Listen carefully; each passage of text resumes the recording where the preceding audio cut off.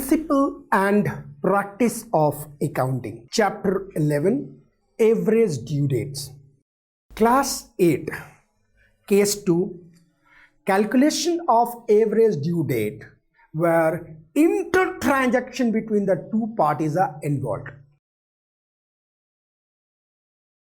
ये inter transaction क्या होता है? आपका मॉड्यूल क्या कहता है? देखो, when more than one party is involved, where one party is purchased and also sells to other party, not party is party, like JK Tires and Maruti, where Maruti sells cars to JK Tires for their employee and purchase tire from them. In such a case, instead of paying the gross amount, they may go for the new amount. That is, purchase amount and sales amount will be set off, and thus here we take the difference of the amount and produce as a net amount. So in such a case, ध्यान से देखिएगा, हमें ध्यान रखना पड़ेगा कि base date क्या लोगे. सबका ट्रांजैक्शन का जो अर्लीस्ट डेट होगा वही लेंगे. तो ज़्यादा कंफ्यूज ना होइए, आराम से बढ़ते हैं.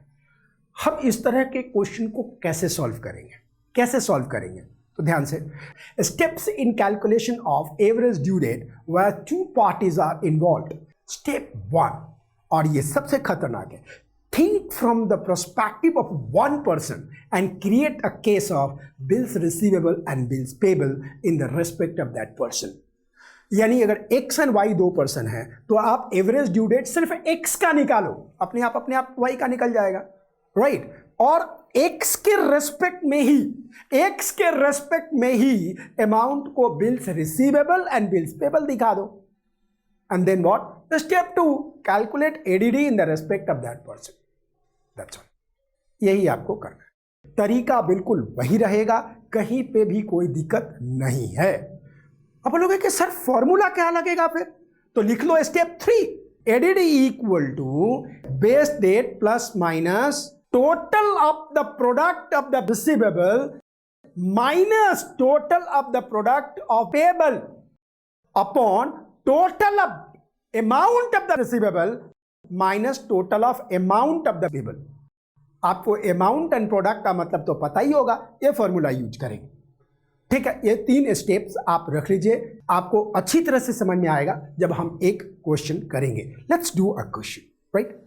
Practical question number 6. आराम से बढ़ रहे, ध्यान से.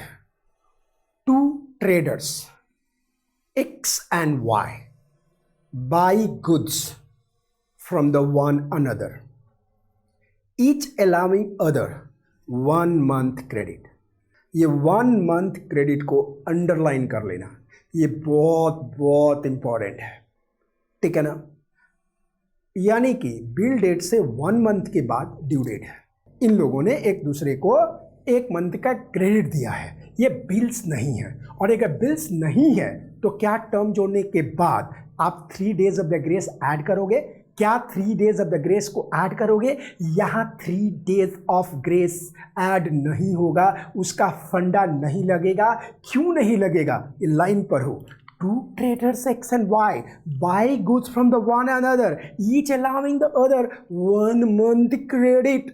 यानी कि बिल इशू नहीं हुआ है, टर्म्स यूज नहीं हुआ है, तो इस केस में डेज ऑफ ग्रेस ऐड नहीं होगा. इन लोगों ने एक दूसरे को क्रेडिट पर गुड्स दिया है, बिल रेज नहीं किया है, बिल्स ऑफ एक्सचेंज का केस नहीं है, तो ग्रेस डे का फंडा यहां पर लागू नहीं होगा.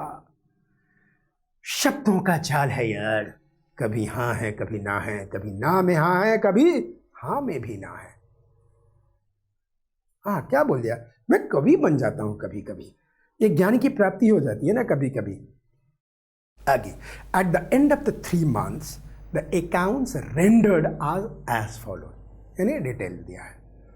ध्यान से, good sold by X to Y April 18 60 rupees. अब कई सोचते होंगे सर ये लगता है कि डॉट गलत हो गया, 6000 होना चाहिए. नहीं, 60 है.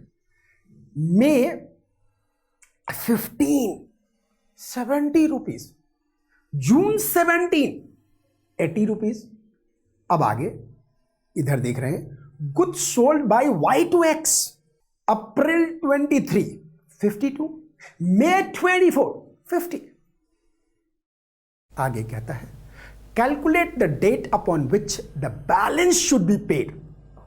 अंडरलाइन वर्ड कीजिएगा balance. Calculate the date upon which the balance should be paid so that no interest is due either to x or to y। Question खत्म।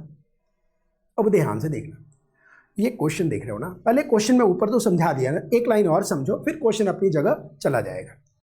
जो अमाउंट x ने y को बेचा तो रिसीवेबल हो गया, तो रिसीवेबल कितना हो गया 60 + 70 + 80, ये सारे रिसीवेबल हैं। अब जो अमाउंट y ने x को बेचा, जो अमाउंट y ने x को बेचा वो x के लिए क्या है, पेबल हो गया।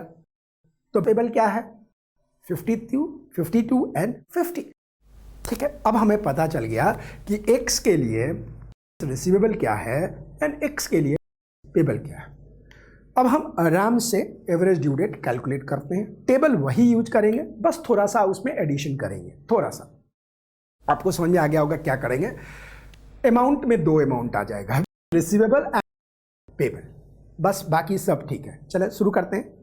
Computation of average due date with perspective of X, जिसका पर्सपेक्टिव लेते हैं आप ले लीजिए। ठीक है, सीरियल नंबर जरूर लिखेगा ताकि पता चल जाएगा कि कितने ट्रांजैक्शंस हुए हैं, वरना एक छूट गया ना तो गड़बड़ हो जाएगा। अब सीरियल नंबर लिखोगे ना तो आपको पता है कि कितना है, कितना कमांड हुआ।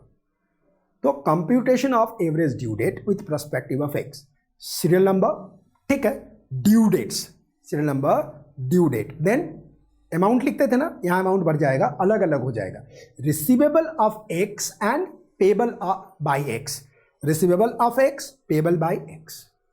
Then number of days from base, number of days from base, then product of what, receivable and product of payable. Column समझ में आ गया, एकदम क्लियर जा रहा है। बस इसी टेबल में हमने रिसीवेबल का अमाउंट एंड रिसीवेबल का प्रोडक्ट अलग कर दिया, पेबल का अमाउंट एंड पेबल का प्रोडक्ट अलग कर दिया। फिर से देखिए, मैं इसको 4 बार यूज करूंगा, क्योंकि एग्जाम में आ गया तो आपके दिल में बैठ जाना चाहिए, आपके नजर के सामने और जिगर के सामने ये हमेशा आना चाहिए। You should always get it man, that's what exactly it happens. ठीक है, अब हम क्वेश्चन को देख रहे हैं। क्वेश्चन यहां पे आ गया, ठीक है, एक एक कॉलम पे पहले देखो कितने ट्रांजैक्शन बन रहे हैं टोटल। तो रिसीवेबल के 3, अनपेबल के 2, 5 ट्रांजैक्शन हो गए। ठीक है, 1 डेट हम सीक्वेंस में लेके चलेंगे, डेट हम सीक्वेंस में लेके चलेंगे। ठीक है, हम सेम सीक्वेंस मेंटेन करेंगे। अब पहला देखिए, ट्रांजैक्शन डेट क्या बोल रहा है, अप्रैल 18। ऊपर देखिए 1 मंथ का क्रेडिट पीरियड है। क्या हम इसमें ग्रेस डे लगाएंगे? बिल्कुल नहीं, बिल की बात कहीं नहीं हुई है। तो हम क्या करेंगे, अप्रैल 18 का ड्यू डेट हो जाएगा मई 18। तो first transaction due date May 18। अब ये क्या है, रिसीवेबल है, तो कौन से कॉलम में जाएगा, रिसीवेबल कॉलम में जाएगा। ठीक है, तो बाकी डॉट डॉट कर दीजिए। नेक्स्ट देखिए, अप्रैल 23 आ रहा है, हम डेट को सीक्वेंस में रखेंगे, 1 मंथ का क्रेडिट पीरियड है। What is a due date, May 23। अब बताओ ये बीआर है या बीपी है, ये बीपी है, तो कौन से कॉलम में डालेंगे, बीपी वाले कॉलम में। कितना, 52। चलो जी, बीपी वाले कॉलम में 52 आ गया। अब हम आगे बढ़ते हैं। अप्रैल के बाद हमारे पास आ रहा है मई 15, मई 15 वही आएगा। तो चलो जी, ट्रांजैक्शन 3 मई 15, 1 महीना का क्रेडिट है, तो ड्यू डेट कितना हो जाएगा, जून 15। अमाउंट 70 है, बीआर का या बीपी का, बीआर का। चलो जी, बीआर वाले कॉलम में आ गया। अब ट्रांजैक्शन नंबर 4, ट्रांजैक्शन नंबर 4 में देखिए मई 24, मई 24, तो ट्रांजैक्शन डे, 1 महीने का क्रेडिट पीरियड है, तो it becomes what, June 24। Amount कितना है, 50। रिसीवेबल या क्रेडिटर, क्रेडिटर, क्रेडिटर में डाल दो, दैट्स अ 50। अब हमारे पास आखिरी ट्रांजैक्शन है जून 17, 1 महीने का क्रेडिट पीरियड है, तो इट बिकम्स व्हाट, जुलाई 17। कौन सा अमाउंट है, रिसीवेबल या पेबल, इट्स अ रिसीवेबल 80, चलो जी 80 डाल लिया। अब हमारा 3 चीज़ें एकदम तैयार हो गई। अब मुझे लगता है आपको समझ में आ गया होगा। अब ध्यान से देखिएगा, अब हम टोटल जो निकालना है, आपको पता है कि टोटल ऑफ रिसीवेबल भी आएगा, टोटल ऑफ पेबल भी आएगा, तो टोटल कर ही लेते हैं, ठीक है ना।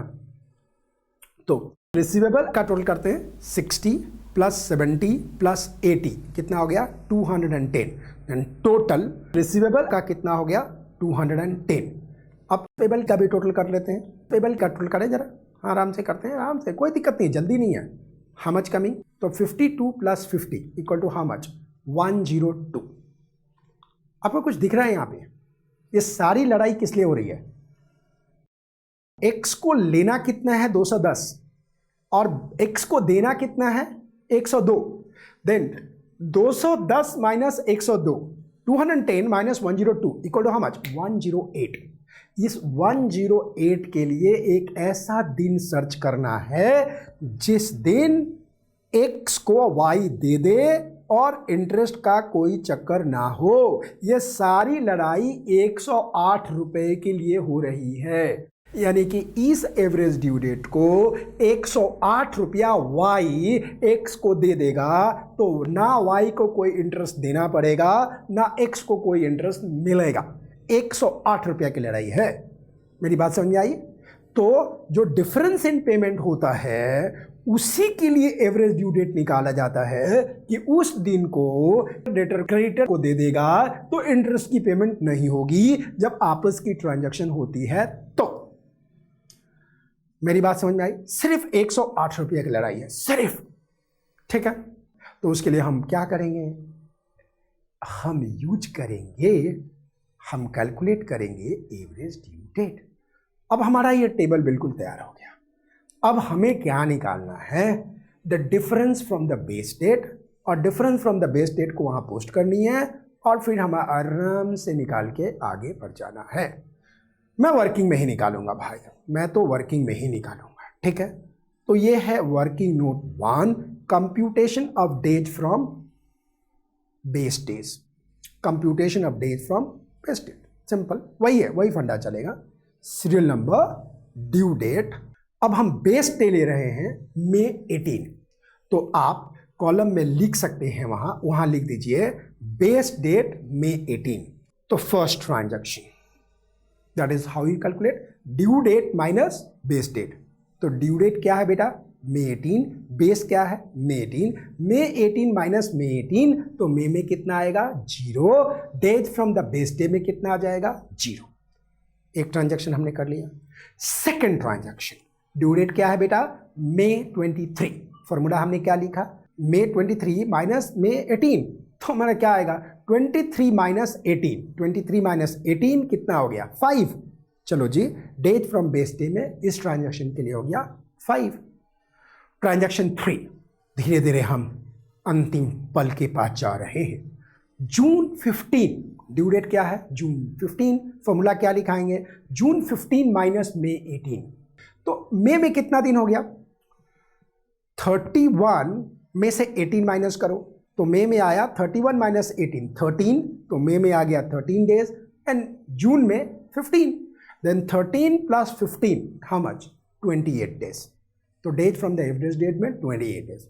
ट्रांजैक्शन 4, मजा आ रहा ना, अंतिम समय आने वाला है।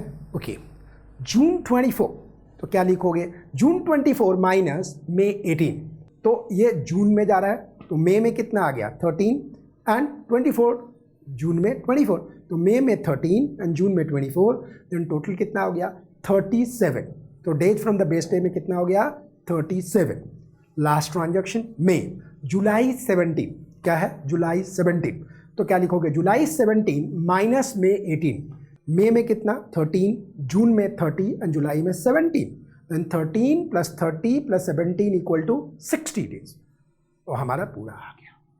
अब हमें कुछ नहीं करना, इस वर्किंग में से days from the base day में कॉपी करनी है। तो फर्स्ट ट्रांजैक्शन में ये क्वेश्चन आपके पास आ रहा है, देखिए फर्स्ट ट्रांजैक्शन में आ गया 0, सेकेंड में यहाँ से उठ के 5, थर्ड में उठ के 28, फोर्थ में यहाँ से उठ के 37, फिफ्थ में यहाँ से उठ के 60, खत्म। हमने ये निकालते समय बिल्कुल नहीं देखा, जात पात कुछ भी नहीं देखी कि किसका है किसका नहीं है। सिंपल सिंपल, और हमें कुछ भी नहीं करना, राइट। अब हमें एक एक ट्रांजैक्शन को गुना करते जाना है। रिसीवेबल का amount into days from the base day का डिफरेंस, बस। तो फर्स्ट में आप देखते हैं this is what 60 into 0। Receivable वाले कॉलम में आ गया चीज 0। May 23 किसका अमाउंट है भाई? पेबल का है। तो हम क्या करेंगे 52 इंटू 5 260 किसके कॉलम में जाएगा? पेबल के कॉलम में जाएगा 260। जून 15 ये किसका कॉलम है भाई? रिसीवेबल का। तो इसका प्रोडक्ट रिसीवेबल में जाएगा 70 इंटू 28 70 इंटू 28 1960। चलो जी, रिसीवेबल के कॉलम में आ गया। अब फोर्थ वाले ट्रांजैक्शन का देखो, जून 24 50 इंटू 37 पेबल कितना आ गया 1850। ठीक है। अब उसी तरह से लास्ट ट्रांजैक्शन है दैट इज जुलाई 17। तो 80 इंटू 60 हाउ मच कमिंग 4800 कौन से कॉलम में जाएगा? रिसीवेबल कॉलम में जाएगा। अब हम टोटल कर लेते हैं, product of receivable and product of payable अलग अलग। तो प्रोडक्ट ऑफ रिसीवेबल कितना हो गया पालो 1960 plus 4800 equal to how much 6760। ठीक है। अब पेबल का देख लेते हैं, पेबल का कितना हो जाएगा 260 प्लस 1850 इक्वल टू 2110। तो हमारा निकल आ गया, कोई दिक्कत नहीं है। अब कौन सा डेट निकालनी है, फॉर्मूला लगाओ ना, निकल जाएगा। फॉर्मूला क्या है?